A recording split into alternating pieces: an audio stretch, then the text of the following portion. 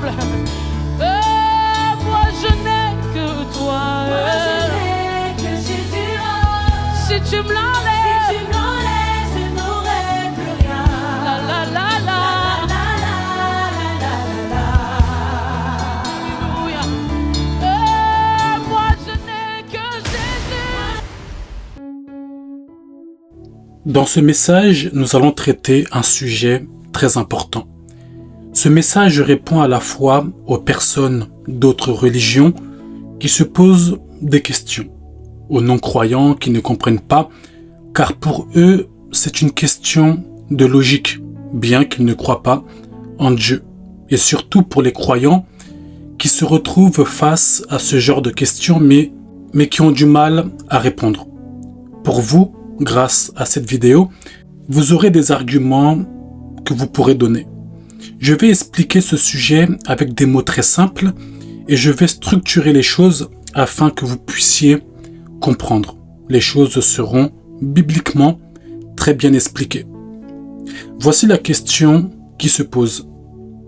Si Jésus est Dieu, comment Dieu peut-il mourir? Dieu est éternel. Donc si Jésus est mort, il ne peut pas être Dieu. C'est une question qui semble logique, mais elle repose souvent sur une mauvaise compréhension de deux réalités. La première, qui est réellement Jésus? Et deuxièmement, qu'est-ce qui est mort à la croix? Pour répondre correctement à la question, nous devons comprendre plusieurs choses. Ce que signifie de dire que Jésus est Dieu, pourquoi Jésus devait mourir, pourquoi lui seul pouvait mourir pour nous, et comment Dieu peut mourir alors que Dieu est immortel. Quand nous disons que Jésus est Dieu, qu'est-ce que nous voulons dire? Beaucoup de personnes sont déjà bloquées à ce niveau. C'est ici que le problème se pose déjà.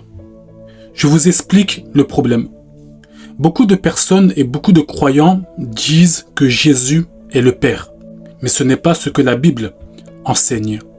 La Bible enseigne qu'il y a un seul Dieu et que ce Dieu existe éternellement en trois personnes. Le Père, le Fils et le Saint-Esprit. Ils sont distincts, mais ils possèdent tous la même nature divine. Voilà pourquoi nous disons que le Père est Dieu, le Fils est Dieu et le Saint-Esprit est Dieu. Mais on n'a pas dit que le Fils est le Père. Lorsque nous disons que Jésus est Dieu, nous voulons dire qu'il possède pleinement et éternellement la nature divine. Il n'est pas devenu Dieu, mais il est Dieu par nature. Colossiens chapitre 2, le verset 9, il est dit « Car en lui habite corporellement toute la plénitude de la divinité ». Les trois personnes de la Trinité participent ensemble à l'œuvre de la création. Mais la Bible met particulièrement en lumière le Père comme source, le Fils comme celui par qui tout a été créé et le Saint-Esprit comme celui qui donne la vie. Jean chapitre 10, le verset 30, il est dit « Moi et le Père, nous sommes un ». En d'autres termes, Jésus montre qu'il est un avec le Père dans sa nature et dans son œuvre. Jean chapitre 14, le verset 9, Jésus déclare « Celui qui m'a vu a vu le Père ». Celui qui voit Jésus voit parfaitement le Père parce que le Fils révèle parfaitement le Père. Il possède la même nature divine, même si les deux sont deux personnes distinctes. Il faut bien comprendre qu'il y a un seul Dieu. Ok, je répète, il faut bien comprendre qu'il y a un seul Dieu. Matthieu chapitre 28, le verset 19, il est dit « Baptisez-les au nom du Père, du Fils et du Saint-Esprit ». On dit au nom, au singulier, et non au nom au pluriel. Le mot au nom est au singulier parce qu'il n'y a qu'un seul Dieu. Mais trois personnes sont mentionnées, le Père, le Fils et le Saint-Esprit. Jésus est-il vraiment Dieu? La réponse est oui. La Bible le dit clairement. Jean chapitre 1er, le verset 1er, il est dit « Au commencement était la parole, et la parole était avec Dieu, et la parole était Dieu. » Dans ce verset, une personne logique et qui n'est pas spirituelle va comprendre ceci. Premièrement, il y a la parole. Deuxièmement, on dit que la parole était avec Dieu. Et troisièmement, on dit que la parole était Dieu. Donc, logiquement, on comprend que Dieu était avec Dieu. Car vu que la parole est Dieu et que la parole était avec Dieu, donc Dieu était avec Dieu. Donc cela montre que Jésus, qui est la parole, est Dieu avec un D majuscule. En réalité, on nous dit que Jésus était avec le Père et que Jésus avait la même divinité que le Père. Je répète, on nous dit que Jésus était avec le Père et que Jésus avait la même divinité que le Père. Voilà pourquoi on dit que la parole était Dieu. Lorsqu'on dit que la parole était Dieu, on ne nous dit pas que Jésus est le Père. Et c'est ce que beaucoup de personnes comprennent lorsqu'ils entendent Jésus est Dieu. Jean chapitre 1er, le verset 14, il est dit « Et la parole a été faite chair ». Qui est venu dans la chair? C'est Jésus. Et on nous dit que celui qui est venu dans la chair, il est la parole. Ce qui nous amène à Jean chapitre 1er, le verset 1er, qui nous dit que la parole était Dieu. La parole était Dieu. Donc on nous parle de Jésus. Donc la Bible confirme que Jésus était avec Dieu, c'est-à-dire le Père. Jésus était avec Dieu et Jésus est devenu homme car il a été fait chair.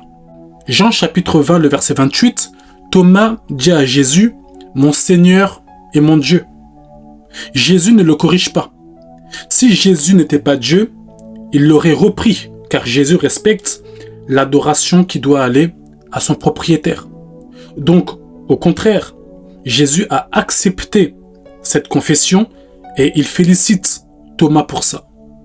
Hébreux chapitre 1er, le verset 8, le Père dit « Ton trône, ô Dieu, est éternel ». Donc là, le Père appelle le Fils Dieu. Donc lorsque nous disons que Jésus est Dieu, nous disons qu'il possède la nature divine, c'est-à-dire qu'il n'est pas un simple homme. Il est éternel, il mérite l'adoration et il est égal au Père dans sa divinité. Ok? Il est égal au Père dans sa divinité.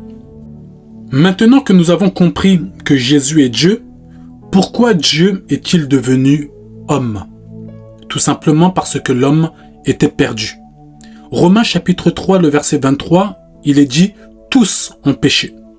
Romains chapitre 6, le verset 23, on nous dit que le salaire du péché, c'est la mort. En lisant ces deux versets, on comprend que, vu que tous ont péché, tous sont perdus. Pourquoi? Car le péché exige une punition. Dieu est amour, mais il est aussi juste. Donc, quelqu'un devait payer.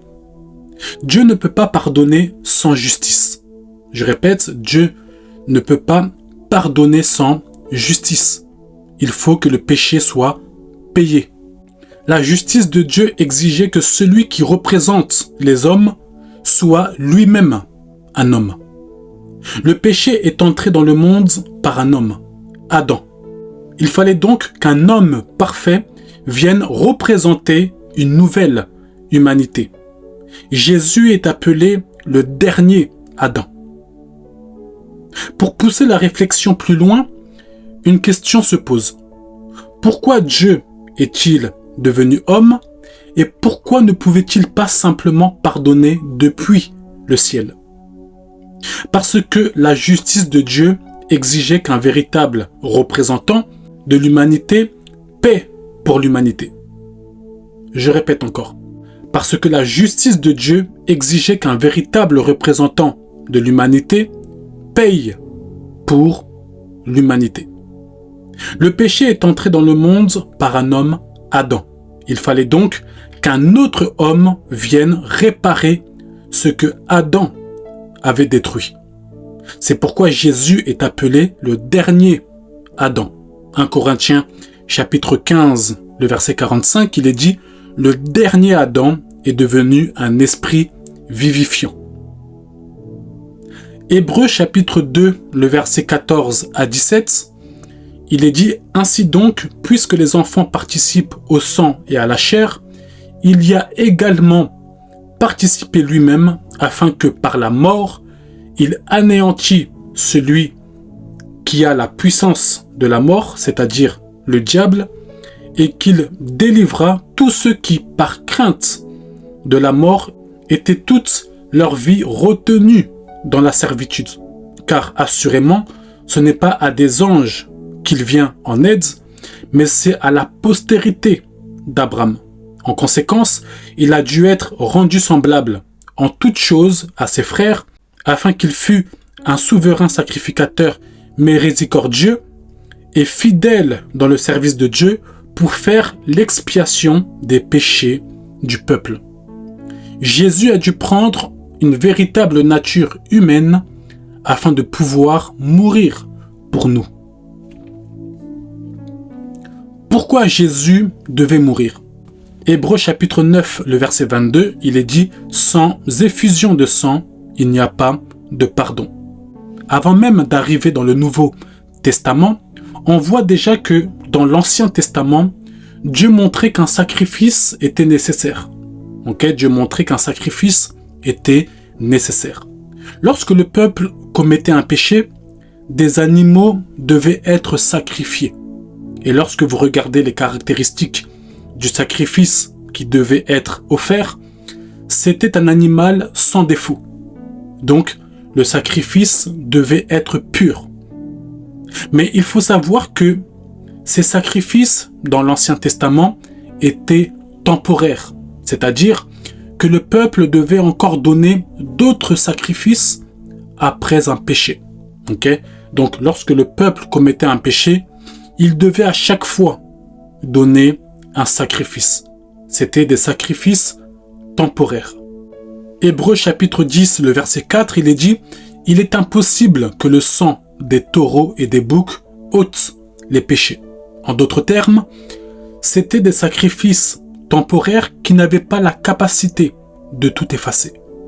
Mais en réalité, c'était une image des choses à venir, c'est-à-dire du sacrifice du Christ. En soi, un sacrifice pour toujours.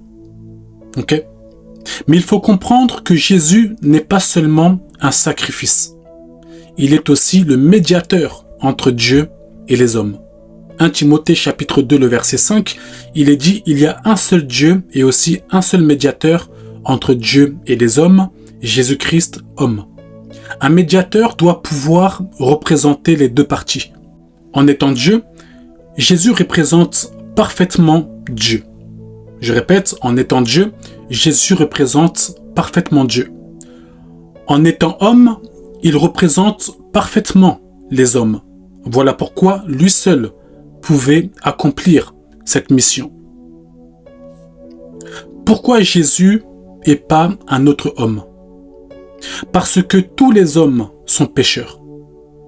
Ils sont le fruit du péché, alors que Jésus est né sous la puissance du Saint-Esprit. Romains chapitre 3, le verset 10, il est dit « Il n'y a point de juste, pas même un seul. » Donc on ne pouvait pas choisir un pécheur pour mourir pour les péchés du monde entier. Pourquoi le pécheur ne peut pas mourir? Parce qu'il a déjà sa propre dette. Le pécheur a déjà sa propre dette. C'est comme un homme qui a 1 million d'euros à rembourser. Est-ce qu'il peut payer la dette de quelqu'un d'autre? Non. Mais une seule personne avait aucune dette sur sa tête. C'était Jésus. Une seule personne avait aucune dette sur sa tête. Et c'était Jésus. Pourquoi Jésus était différent? Jésus était différent et il est différent parce qu'il est sans péché. Jésus, c'est le sacrifice sans défaut, qui n'a pas péché. Il est né comme tout être humain d'une femme, mais il a été conçu miraculeusement par le Saint-Esprit. C'est pourquoi il n'a pas hérité de la corruption du péché. 1 Pierre chapitre 2, le verset 22, il est dit « Lui qui n'a point commis de péché ». Hébreux chapitre 4, le verset 15, nous dit « Il a été tenté comme nous en toutes choses, sans commettre de péché ».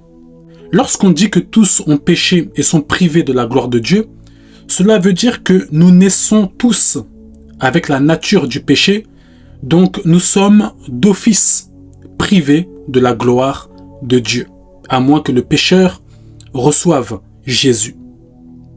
Et c'est pour cela que Jésus est différent, car lui, il n'est pas né d'un homme et d'une femme. Luc chapitre 1er, le verset 35, il est dit « L'ange lui répondit, le Saint-Esprit viendra sur toi et la puissance du Très-Haut te couvrira de son ombre. C'est pourquoi le Saint-Enfant qui naîtra de toi sera appelé Fils de Dieu. » Il faut comprendre que Jésus est Dieu devenu homme. Et c'est cela qui fait la différence, car un homme ordinaire ne peut pas porter les péchés de milliards de personnes. Mais Jésus, en étant Dieu incarné, il possède une valeur infinie. Donc, son sacrifice est suffisant pour nous tous. Alors, comment Dieu peut-il mourir? C'est ici que beaucoup de personnes se trompent. Avant de répondre à la question, il faut d'abord comprendre ce qu'est la mort, selon la Bible. Beaucoup pensent que mourir signifie simplement cesser d'exister. Pourtant, la Bible n'enseigne jamais cela. Dans la Bible, la mort est une séparation. Lorsque quelqu'un meurt physiquement, son âme est séparée de son corps. Je répète, son âme est séparée de son corps. Son corps retourne à la poussière tandis que son âme continue d'exister.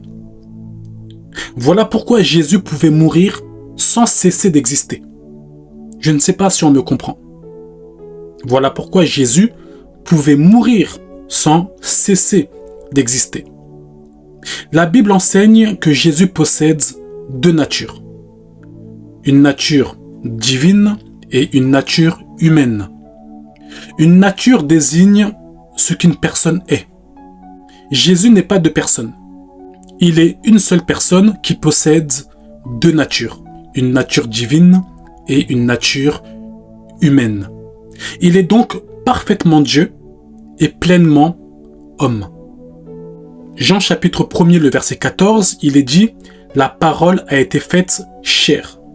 Philippiens chapitre 2, le verset 6 à 8, on nous dit « Lui, dont la condition était celle de Dieu, il s'est dépouillé lui-même en tenant une forme de serviteur. » Lorsqu'il est écrit qu'il s'est dépouillé lui-même, cela ne signifie pas qu'il a cessé d'être Dieu. Cela signifie qu'il a volontairement renoncé à manifester toute sa gloire, toute la gloire de sa divinité, afin de vivre comme un véritable homme dans l'humilité et l'obéissance au Père. Jésus n'a jamais cessé d'être Dieu, même en prenant la forme d'un serviteur. Je répète encore, Jésus n'a jamais cessé d'être Dieu, même en prenant la forme d'un serviteur. Écoutez mon exemple qui va sûrement vous aider. Imaginez un roi qui décide de porter des vêtements de pauvre. Il reste roi, mais il prend juste volontairement la condition d'un pauvre. De même, Jésus est resté Dieu. Il a pris une véritable humanité en respectant les lois humaines. Il n'a pas simplement porté un costume d'homme. Il est réellement devenu homme sans cesser d'être Dieu. Il n'est pas descendu comme un roi, mais il a accepté le principe de la naissance, le principe d'être sur la tutelle de parents comme Marie et Joseph. Le principe de la croissance, on nous parle de Jésus à 12 ans. Il a respecté les lois humaines, le principe de la formation, le principe du ministère, le principe de la prière.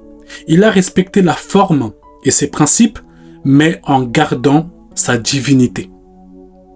Et dans les lois et les principes qu'il a respectés, il ne pouvait pas faire certaines choses. Il ne pouvait pas détruire ceux qu'il avait attrapés. Pourtant, il pouvait le faire. Mais il avait un plan à respecter pour sauver l'humanité. Qu'est-ce qui est mort à la croix? C'est sa nature humaine qui est morte à la croix, pas sa nature divine. Je répète, c'est sa nature humaine qui est morte à la croix, mais pas sa nature divine. La divinité ne peut pas mourir. À la croix, c'est le corps de Jésus qui est mort. La mort est la séparation de l'âme et du corps. C'est ce qui est arrivé à l'humanité de Jésus. Son corps est mort, tandis que son âme humaine est entrée dans l'état des morts sans que sa divinité cesse d'exister. Est-ce que la Bible dit que Dieu est mort? Dans un certain sens, oui. Actes au chapitre 20, le verset 28, il est dit « l'Église du Seigneur qu'il s'est acquise par son propre sang ». Dieu n'a pas de sang dans sa nature divine. Mais alors pourquoi la Bible parle-t-elle du sang de Dieu? Pourquoi la Bible parle-t-elle du sang de Dieu? Parce que celui qui a versé son sang est Dieu, mais le Fils incarné. Ce n'est pas la divinité qui a saigné. En soi, nous pouvons dire que Dieu est mort pour nous parce que la personne qui est morte, c'est Dieu, le Fils. Mais sa nature divine n'est pas morte. Je vais donner une réponse qui tourne autour de cette question. Certains se demandent si Jésus est mort. Qui gouvernait l'univers? La réponse est simple. Le corps de Jésus était dans le tombeau, mais sa divinité n'a jamais cessé d'exister. Colossiens chapitre 1er, le verset 17, il est dit « Toutes choses subsistent en lui ». Hébreux chapitre 1er, le verset 3, on nous dit « Il soutient toutes choses par sa parole puissante ». Même dans sa mort, le Fils continuait de soutenir toute la création dans sa nature divine. Pendant que le corps de Jésus reposait dans le tombeau, le Fils n'a jamais cessé d'être Dieu. Selon sa nature divine, il continuait de soutenir toutes choses comme l'affirment Hébreux et Colossiens. Cela ne signifie pas qu'il remplaçait le Père, car le Père, le Fils et le Saint-Esprit agissent toujours parfaitement ensemble. J'ai bien dit ensemble, chacun selon sa personne, tout en étant le seul et même Dieu. Il faut aussi retenir que Jésus n'est pas resté dans la mort. Jésus n'est pas resté dans la mort. 3 jours après, il est ressuscité. Sa résurrection prouve que son sacrifice a été accepté par Dieu. Si Jésus était resté dans le tombeau, notre foi serait inutile. Mais parce que il est ressuscité, nous savons que le péché a été vaincu et que la mort a perdu son pouvoir. Pourquoi il est important de connaître cette vérité? Parce que si Jésus n'est pas Dieu, son sacrifice n'est pas parfait. Il ne peut pas sauver le monde. Il ne peut pas pardonner les péchés. Il ne peut pas donner la vie éternelle.